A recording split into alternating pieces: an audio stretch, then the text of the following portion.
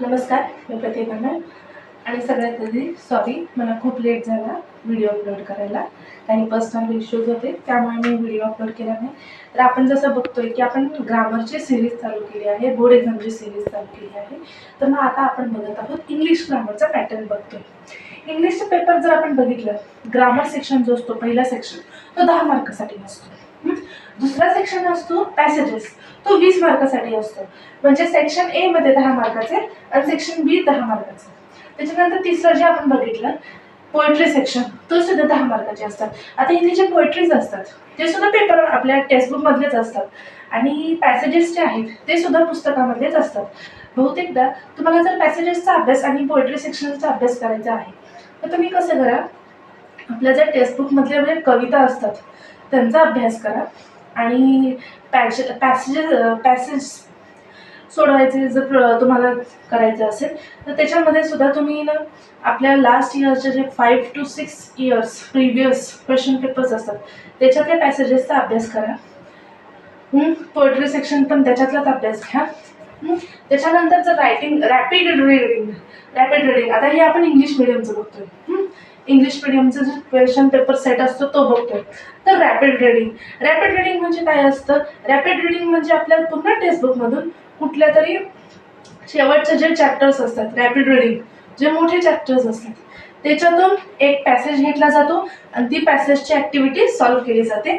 तिकडे शक्यतो personal responses नसतात, मग ते असतात 15 मार्कासाठी आणि 5 मार्कासाठी ते असतं 10 मार्कासाठी आणि 5 मार्कासाठी असते समरी. आपण ते पण बघणार आहोत, आपण समरी कसं सोडवायचं. आणि लास्ट मध्ये असतं एक्सपान्शन किंवा एसे रायटिंग. एक्सपान्शन म्हणजे कसं, आपल्याला एक थॉट दिला जातो आणि तो आपल्याला एक्सपांड करायचा असतो, एसे टाईप. सो हे सगळं आहे, आपण हे डिटेलमध्ये बघूया. पण आज आपण फक्त ग्रामरचं सेक्शन तर आहे ज्याच्यामध्ये आपल्याला वर्ड चेन वगैरे आहे ते बघणार आहोत. पण आपण आधी बघूया पॅसेजेस बघूया की आपण पॅसेजेस कशा पद्धतीने करायचे. तर आपण पॅसेजेस बघतोय. पॅसेजेस जे असतात ते 2 असतात, पहिला ए आणि बी. पहिल्या पॅसेजला 10 मार्क असतात आणि दुसऱ्या पॅसेजला 10 मार्क असतात. आता आपण मी आधी सुरुवातीला सांगितलं होतं की आपल्याला पेपरचं प्रेझेंटेशन असं ठेवायचं आहे ज्याच्याने तुमचं जे इम्प्रेशन आहे ते फर्स्ट इम्प्रेशन खूप छान राहील. सो आपण ते सुद्धा बघणार आहोत. आपण पेपरचं सोडवत असतो. आता ही आपली ओरिजिनल लाईन असते, आपल्या पेपरमध्ये ओरिजिनल लाईन असते. यालाच फक्त तुम्हाला एक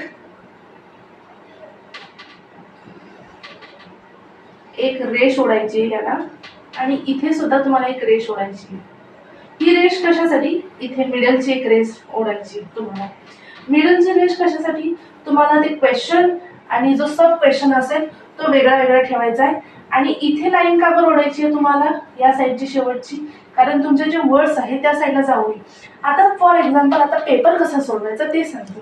आता तुम्हाला क्वेश्चन नंबर ए आहे, तर तो कसा सोडवायचा. क्वेश्चन नंबर 1 पॅसेज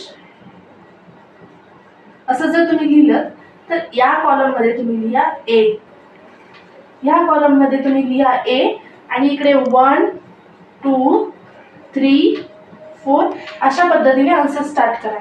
त्याच्याच प्रकारे तुम्हाला कॉलम नंबर बी मध्ये सुद्धा अशाच पद्धतीने करायचं आहे. इथे मी तुम्हाला फक्त डिवाइड करून दाखवते. तुम्हाला 10वीचा बोर्ड एक्झामचा पेपर तुम्ही सोडवत असताना त्यावेळेस तुम्हाला म्हणजे नवीन क्वेश्चन नवीन पानावरच लिहावा लागतो. तिकडे कंजूसपणा करायचा नाही. नवीन क्वेश्चन आहे, नवीन स्टार्ट आहे, नवीन पेजवर आपला हा पेपर असतो. ही आपली ओरिजिनल मार्जिन असते, ही वाली आणि ही वाली ओरिजिनल मार्जिन. मग तुम्हाला इथे एक मिडल मध्ये एक मार्जिन काढायची आहे आणि इथे एक लास्ट मध्ये एक मार्जिन काढायची आहे. मग इथे जर तुम्ही मार्जिन काढली तर इथे तुम्ही बी टाका. 1 2 3 4 अशा पद्धतीने चालू करा. आता हे झालं प्रेझेंटेशनचा भाग. मग आता आपण बघणार आहोत आपण आन्सर्स कशा पद्धतीने लिहायचे. आन्सर्स जेव्हा आपण सोडवतो, पॅसेजेसचे आन्सर्स सोडवतो, पॅसेजेस दिलाच अशासाठी असतो की आपल्याला ते बघून तिकडे आन्सर सोडवायचे. मग मेनली पहिला, दुसरा, तिसरा आणि चौथा हे 4ही प्रश्न आपल्या पॅसेजमधलेच असतात. मेनली. आणि ते मेनली 1 मार्कासाठी असतात. जर तिकडे तुम्हाला जर वेब कंप्लीट करायचं असेल किंवा मॅच द कॉलम असतील किंवा फिलिंग द ब्लँक्स असतील तर तिकडे तुम्हाला 2 मार्कासाठी असतात. मेनली अशा पद्धतीने मार्क असतात. पण लास्ट क्वेश्चन असतो पर्सनल रिस्पॉन्सेससाठी. इथे मात्र तुम्हाला 2 नाही तर 3 मार्काचे क्वेश्चन असतात. हे जे क्वेश्चन असतात 1, 2, 3, 4 स्टार्टिंगचे, हे तुम्हाला पॅसेजमधून बघून लिहायचे असतात. पण लास्ट जो क्वेश्चन असतो 5th क्वेश्चन, तो असतो पर्सनल रिस्पॉन्स. त्यासाठी तुम्हाला पूर्ण पॅसेज वाचावं लागेल आणि तिथे स्वमत असतं. आणि कधी पण पर्सनल रिस्पॉन्स लिहिताना कोणतंही इम्प्रेशन मारण्यासाठी लिहायचं नाही. पर्सनल रिस्पॉन्स लिहिताना तुमचं जे ॲक्च्युअल मत आहे त्या प्रश्नासाठी ते तिकडे लिहायचं. तुम्हाला तिकडे एक्झामिनरला किंवा जे रिस्पेक्टेड पीपल आहे तुमचा पेपर चेक करणार आहेत त्यांना इम्प्रेस करण्यासाठी तुम्ही काहीतरी वेगळं लिहिताय असं लिहू नका. तिकडे तुम्हाला मार्क स्वतःच्या ह्याच्यावर, स्वतःचं जे मत आहे त्याच्यावर तुम्हाला मार्क मिळणार आहे. म्हणून तिकडे तुम्हाला फक्त तुमचं मत लिहायचं. फॉर एक्झाम्पल आता आपल्याला जर समजा एक लास्ट इयरचा आपण पॅसेज बघितला. लास्ट इयर्सचा पॅसेज होता, त्याच्यामध्ये आपले जे इंडियनचे कल्चर असतं, फेस्टिवल्स, त्याच्यावर होते सगळा पॅसेज त्याच्यावर होता, पहिला पॅसेज. मग त्यांनी लास्टला पर्सनल रिस्पॉन्स असं विचारला की आपल्या ज्या भारतामध्ये जे संस्कृती आहे, जे सण होतात ते होणं चांगलं आहे आणि त्याच्यामधून काय फायदा आहे, काय तोटे आहेत. असं लिहिताना तुम्ही तोटे लिहिण्यापेक्षा फायद्याकडे जास्त, म्हणजे जे पॉझिटिव्ह आहे ते जास्त लिहा. जर त्याच्यामध्ये तुम्ही लास्ट क्वेश्चन आहे तो तिथे तुम्ही नेगेटिव्हमध्ये लिहिताय, जर तुम्हाला क्वेश्चनमध्ये विचारलं असेल की फायदे व तोटे असतील तर तुम्ही आधी पॉझिटिव्ह लिहा पर्सनल रिस्पॉन्स आणि लास्टला एक वेगळा पॉईंट तुम्ही निगेटिव्ह लिहा. असे तुम्हाला मार्क मिळतील. माझं म्हणणं एवढंच आहे, पर्सनल रिस्पॉन्सेस लिहिताना नेहमी पर्सनल रिस्पॉन्सेस पॉझिटिव्हमध्येच लिहायचे, जे तुम्हाला मार्क मिळवून देतात पॉझिटिव्ह. सो इथे सुद्धा सेक्शन बी मध्ये पण तसंच असतं.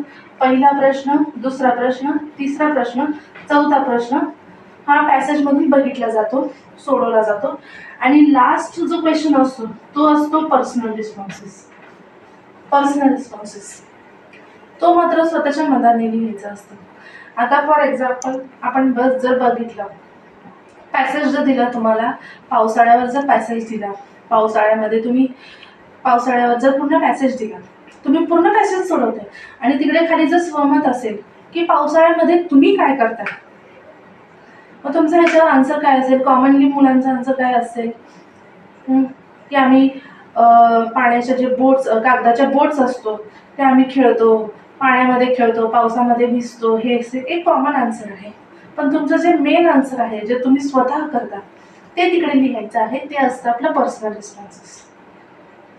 आता जर समजा तुम्हाला एखादा पॅसेज असला, तर एज्युकेशनवर पॅसेज असला